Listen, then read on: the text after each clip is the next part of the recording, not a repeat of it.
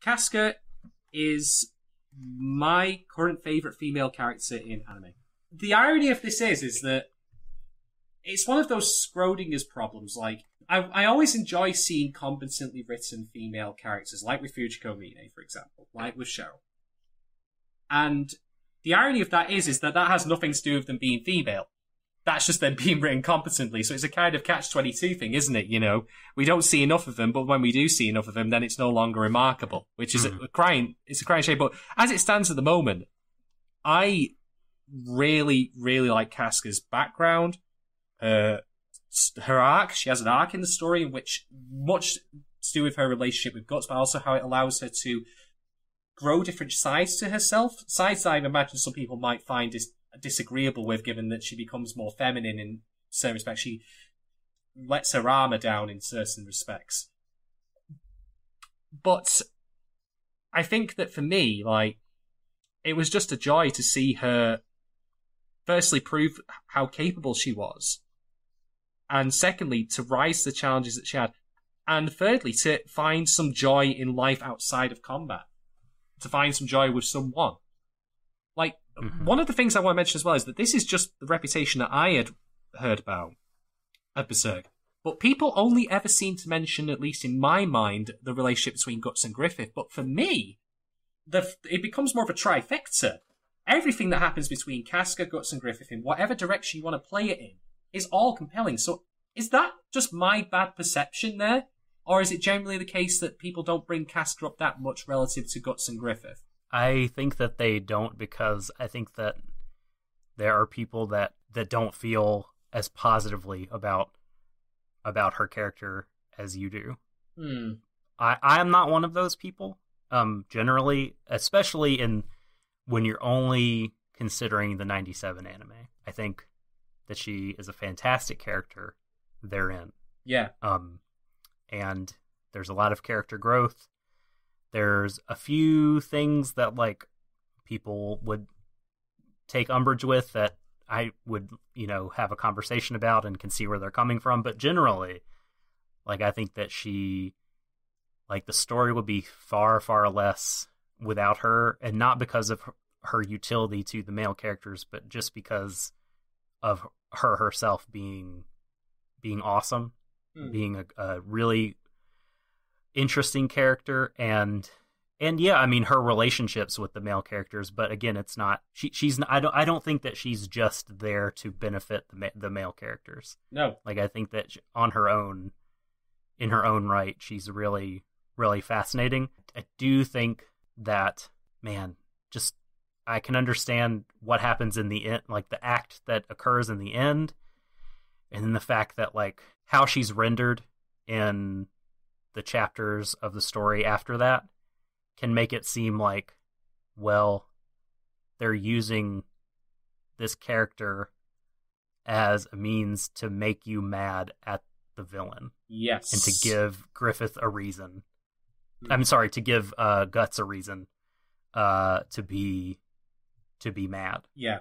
And I get that. And I don't enjoy that. I go back and forth in my mind on, because I think the story is brilliant, but, like, God, I just hate that she's not rendered entirely characterless, because in the story going forward, she has a character. It's just very different than it is in the Golden Age. Yeah. Let me tell you about a concept, right? So, have you ever heard of the comic book writer known as Gail Simone? No. Right. Gail Simone wrote a number of comics, or stories for comics in a lot of female-led superhero lines, so Batwoman, Black Canary, etc.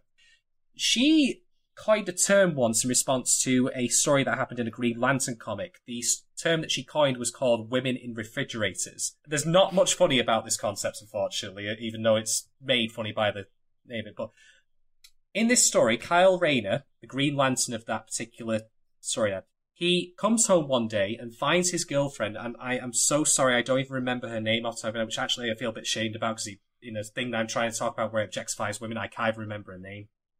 Just forgive me on this one. Let me take a pass on this, folks, please. Because it's a while since I actually read the particular story, so I'm just remembering the concept. You casual, you poser. Yeah.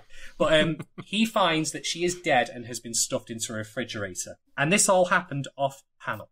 It was never actually... Vorgelia laughed. Just because of the literal... Because it's such a literal name for... Yeah. But, I didn't think that either. But the reason... The thing is, that happens, we don't see it happen to her, like, in the comic. It's just something that he comes home to and finds, because a villain's done it to piss him off. And but how well established was she as a character, and how well developed was she? She was, from my memory. She wasn't a one-shot. She wasn't, like, literally introduced in that issue. She was someone... I mean, this is also what happened with a character I do remember whose name was Sue Dibney, who was raped in one of the DC comic lines by Dr. Light. Not the Dr. Light of Mega Man.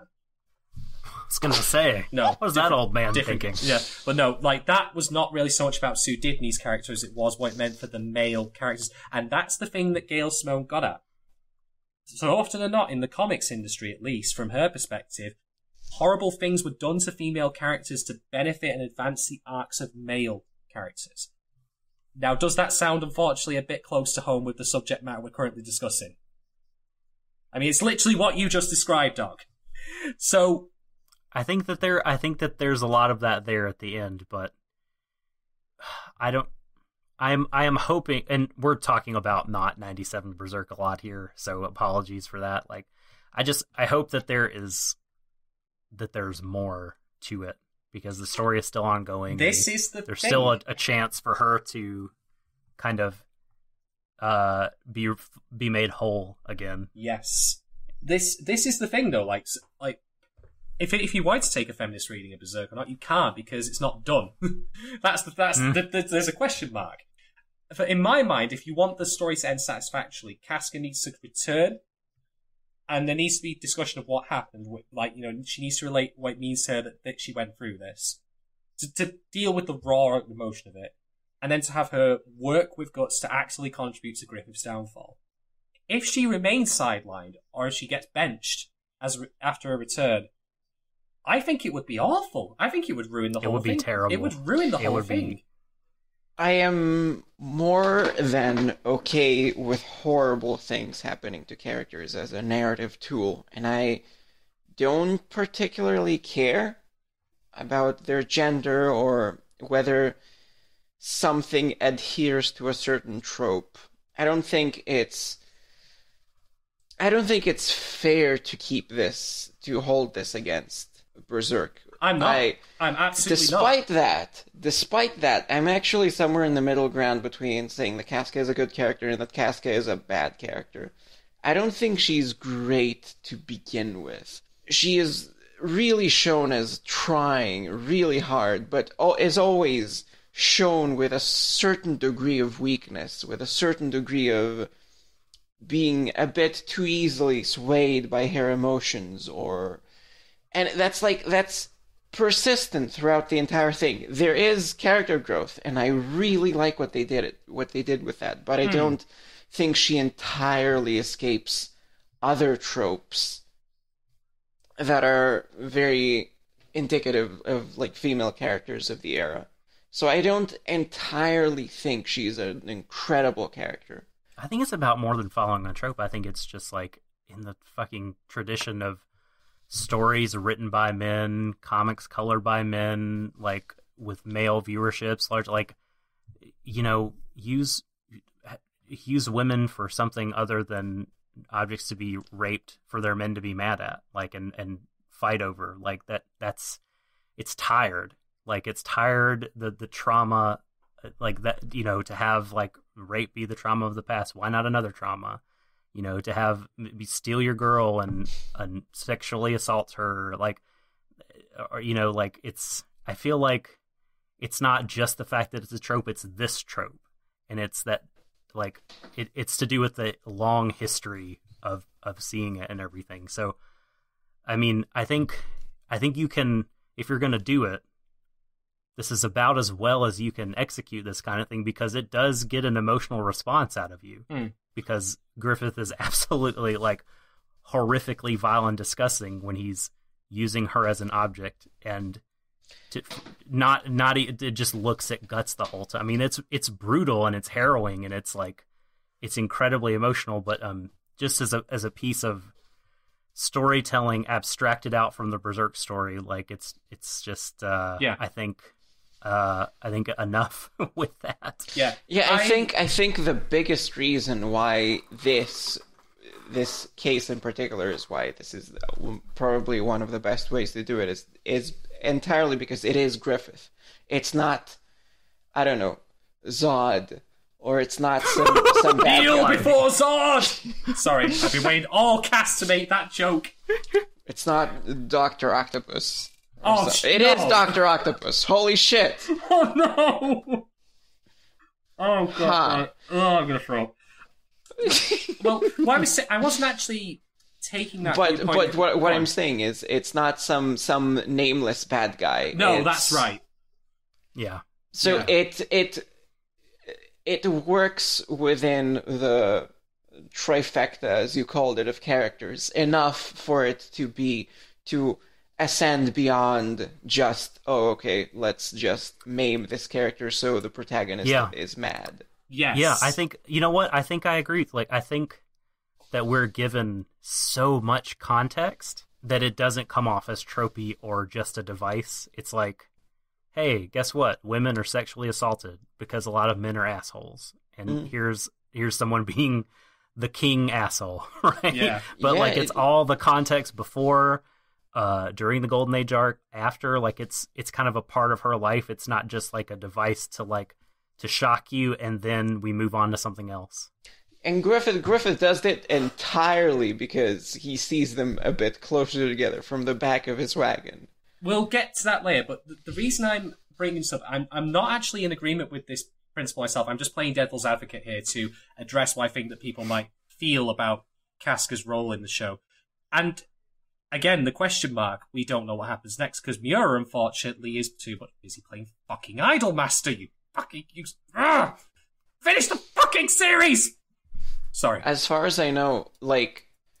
because Griffith, this is not necessarily a spoiler, because at the beginning of the show it says, now that Griffith has become king, there's stuff. At the end of the show, Griffith becomes one of the God Hand, but is not king, and he eventually kind of returns back to the world. In a way that is directly related to what he did to Casca. That's not in the show itself, though. It's not. That's but I'm just bringing it up. Is it not in the CG seasons? I have not watched the CG. I think that I don't know if they depict it, but they go beyond that point in the story. I took that to be his resurrection, right? I understood that he'd already been killed, apparently? I don't know. Maybe I'm misremembering. I could be completely off mark. Yeah, at that point, he's one of the God Hand, but now he has a more sort of a physical body or something like that. I was talking about Casca. I was mentioning that I don't think she's entirely a great character. It's a bit of a weird thing for me, because another female character is introduced later. How do you even pronounce her name? Farnese? Yeah. We'll go with that. Oh, yes. Farnes. Farnes. Okay, cool. I always said Farnese, but who the fuck knows? Oh, don't get me started on Medias again. I just read the manga, so I don't know. Yeah, same. And even I've heard it, I've heard it in the anime, but I can't remember. She's a completely despicable shit character, and I hate her. Love her to death. I don't, unfortunately. She's a horrible character, and that's why I like her. I really like the way she is written and the way she is developed, completely continuing to be a horrible character throughout. They really just lean into it. I love that. So I don't necessarily mind bad characters, or characters that are like despicable or bad in some way, or have a lot of flaws. So even though I might say I'm in the middle ground, Casca is still pretty good in my book. Yeah, I agree. I do. I particularly like, they show her sort of childhood trauma, and they show how she developed such a strong kind of like idolization for Griffith as her savior, and they show her as an adult how that's like really kind of calcified in her heart and in her psychology. But somehow in the fucking course of 24 episodes, they organically have that break down and have her be freed from that. And give her heart to someone else with the help of gods. Yeah, yeah, right. That might be the stinger for something, but I don't mind that because I don't mind. Yeah, that. I mean, like, no, yeah, her entire the entire way that she changes is that she starts hating Guts because he looks selfish. He's just in it for the combat. He is so much not like Griffith, and he's changing Griffith. Yeah, but Griffith loves him. Yeah, Griffith loves him. And she's like, how can Griffith like this asshole? But then they eventually get stranded from the group, and Guts has to kind of protect her, and he has to kill 100 dudes. Kill a bunch of dudes. One night. Absolutely. And it's at that point where she first sees him get injured for her sake. At that point, Guts is appearing as Guts in pretty much any other scenario. He's ready to fight, he's punching dudes, he's slicing dudes, and Casca sees this same behavior that she has thought to be reckless, that she has kind of hated him for, except she sees that he's doing it while protecting her. And she realizes that he cares in his own way that she couldn't really see. He's not like a dumb brute. Yeah. And that completely just snowballs into her starting to like him, that starts a chain reaction that is just wonderful to watch. Indeed. It's so good. It's so good. I just love like when they're first making love and you hear her kind of inner monologue. She says she's only feels like she's taking from the warmth of Griffith, and she can't actually give to him in any meaningful way. But with Guts, she sees that she can be with someone and it's a two-way street. Their relationship can be human and reciprocal, and they can support each other, and she can give in a way that is like meaningful and significant to his life, and like kind of how she distinguishes how she feels about him from Griffith. I really, really like that scene. Yeah. Quick shout out to any ReZero fans listening. This is what you would get if Subaru never said he loved Amelia. Yeah, it's the same thing. It's the same fucking thing, but it's done right. It's literally the same thing, because what they do is I love how organically their relationship progresses, because they literally do it in the way anyone does. They become familiar with each other. There's no longing looks from distances, like no Shakespearean romance, none of that old dry, old stale crap. They save each other's asses a couple of times. It all then they develops. smooch. Guts, wherefore art thou, Guts? Oh God. So I also really adore how Casca, the thing about being a soldier is that for Guts, being a soldier is his entire life. It's all he's ever known. And there's a lovely little bit of character with him in that, like how you say about body language, Doc? Guts, we see a lot of times he's always tends to be sat in high places with his sword resting on his shoulder. It's a nice little character trait that just makes him feel more alive. Like, he's always aware, he's always on watch, he's never quite comfortable. Likes to be somewhere he can he couldn't even sleep lying down in one scene where he is, I think, first recovering from the duel with Griffith. Yeah. He ends up sleeping sitting up, like, where no one can see him from the entrance to the tent with his sword. Yeah. So his life will always be one of a soldier, but I do like that Casca allows herself moments in which she can let her guard down a little bit and not always be like, angry, shouty commander lady. She could be more demure. Now, that's, of course, not to say that necessarily, women need to always be demure or anything like that. If you want to always be a hard ass, fine. But I like that there's dimensionality to it, that she feels like she can be something other than just always constantly, dovetailing behind Griffith to fight for him. That she can have other things that she can fight for. A fucking party. The most moe thing in the world. Oh, yeah. The what? The fact, I love the party, the celebration of the end of the war where they're all dressed up and shit. Yeah. It's like the greatest thing ever. It's like, it's the closest, one of the closest times that this anime comes to, like, I don't know, feeling tender. Indeed. Guts and Casca both look ridiculous in their outfits, but the thing is, they're aware of it. They are very aware of it, and they compliment each other on how they look. Like, they allow themselves moments to, you know, not be constantly, like, on guard or at war or whatever. In fact... he's such a fucking bro. Yeah. At that point in the show, he's just, like, at the end of, like, doing shit for Griffith, he's, like, puts his arm around him, he's like, hey, you should have seen Casca, she wore a dress for you. Oh, really? Yeah, buddy. Let me tell you. He's like walking off in the distance. It's so fucking stupid. It's great. I love it so much. But yeah, I adore Casca just because of the fact that she has an arc. She's always not always competent, but I think that the times that she fails are often due to circumstances. That's how I control me. There's the gender idea of it, in that there are a number of historic figures who have disguised their gender to who win. Like Anne Bonny, for example, I believe was a pirate who did that. I think that Joan of Arc was also known for that. Not the one from Fate. No, shut up. And not Saber either. That did not happen. No gender bent King Arthurs in my English history. Thank you very much. But my point is that make it more interesting. Okay, I'm splitting hairs. I'm joking. I'm taking the piss. It's fine. I like it. Cool. But I think that it makes a certain amount of sense that, like, one of the reasons that Casca gets taken out in one of the fights is because she's on her period. But can you imagine what it would have been like if she'd admitted to anyone, like, that was the case, she couldn't fight? I can't fathom her saying it. She would have gone in... She cannot do that. Absolutely It's not a real choice. No.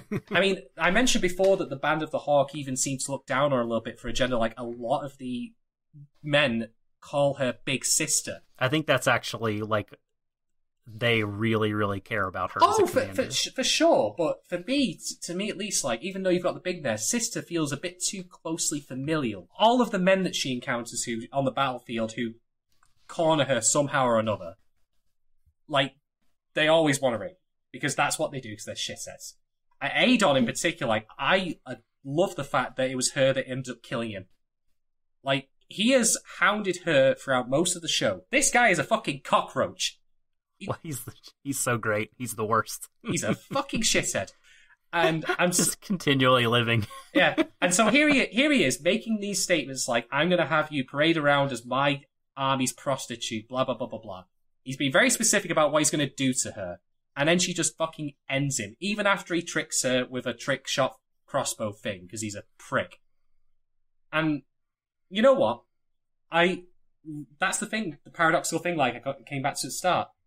I like Casca because she's a competent female character, but just because she's written competently, like, in fact, God, I feel like I'm mincing my words here a little bit, but yeah, my favourite female character in anime at present, because she gets what so little characters often get in anime, and indeed in a lot of other stuff, which is that she gets agency, she gets ability, and she gets, at least, given a certain amount of dignity through the story, despite the acts of many people inside of it.